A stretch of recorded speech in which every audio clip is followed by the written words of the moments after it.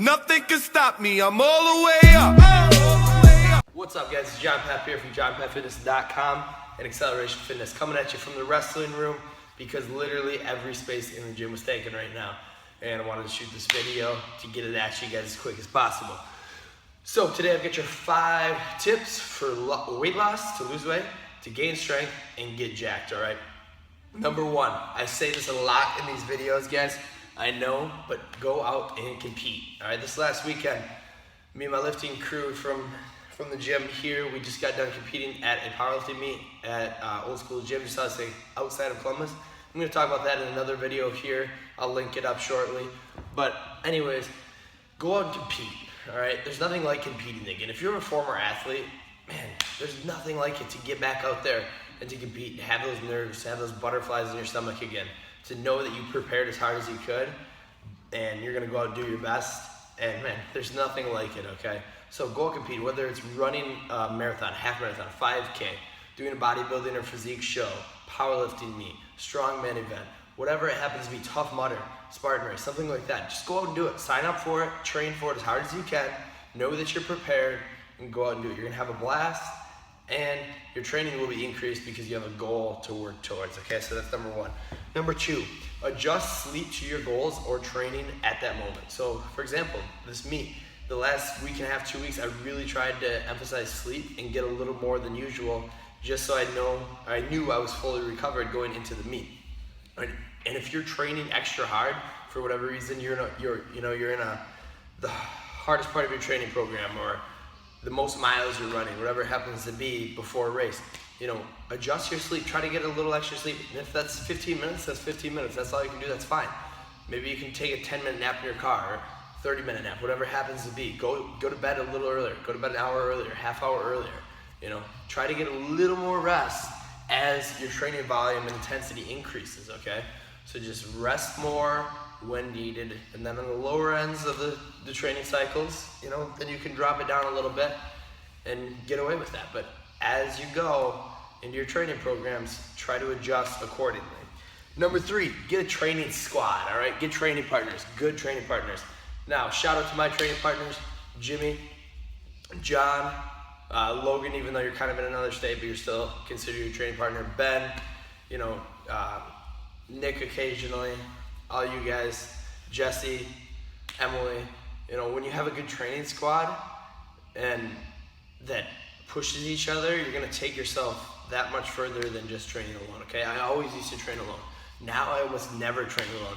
And it's shown, okay? I've gotten a lot stronger quicker because I have those people to push me. For example, yesterday, some of you guys might have saw it on my Facebook, I did a live video during our finisher. We always have squat Sundays, or squat parties we call them, on Sundays here at the gym. And 3, 4, 5, 6 people sometimes, when people can make it. And it was a finisher. We had 8 heavy sled pushes at 20 yards apiece. All right, we just cycled through. There's 3 of us. Absolute hell, all right? It was hot, because we turned the air off. We like to train when it's hot. It was hot, it was heavy. We just had a meet the day before, but we were still getting after it, and it was terrible. John puked twice, I almost puked. Man, it was rough, but we had each other to kind of push through it, because I saw Jimmy going. I was like, okay, I gotta do it. I saw John doing it, so I gotta go quick. We all push each other, and that helps, all right? That increases your work capacity. It increases the work that you've done. So all those things can help. Then, number 4, this is more for gaining strength and for getting jacked. Be wary of the shoulder work you're doing. So one thing that I've noticed quite a bit in the last 6 months or so, 6 to 8 months, is my shoulders. Okay, so you gotta remember, when you're back squatting, you're heavy back squatting, your shoulders are still being worked. Isometrically, they're holding that bar in place, and when you've got 300-400 pounds on the bar, even 500, more and more, that's a lot of stress on those shoulders holding in that position. So you got to be wary of that. And obviously with benching, you're still getting a lot of shoulder work too, right? So those type of things, you got to be wary in your programming and what you do. Maybe you don't go out and do, after a heavy squat workout the next day, you don't do, 9 sets of different exercises, 10 sets of different exercises that are going to work the front delts or the lateral and rear delts, right? So you can get away with a little more on the rear and the lateral, but the front delts, they get a lot of work. So just be wary of that in your programming and how you train, okay? If they're feeling really beat up, maybe change the variation. Maybe go to a front squat or a Zercher squat, something like that, right? Or change your bench variation to something that's a little easier on the shoulders. So maybe go with dumbbells for a day if they're feeling particularly beat up after a squat day. Change things around, kind of play with it, self-regulate, stick with your program, but still self-regulate to try to keep you sustainable and going through it, okay? And that's number 4.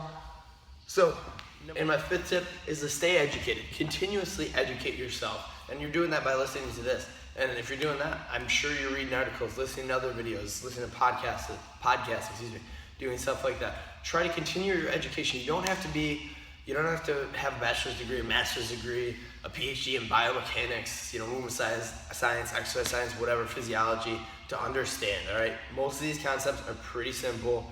And yes, there's a lot of in-depth stuff, but you can understand it, all right? So continuously educate yourself on the stuff you're interested in. If you want to be a powerlifter, go to websites like Elite FTS or T-Nation, Bodybuilder, same thing.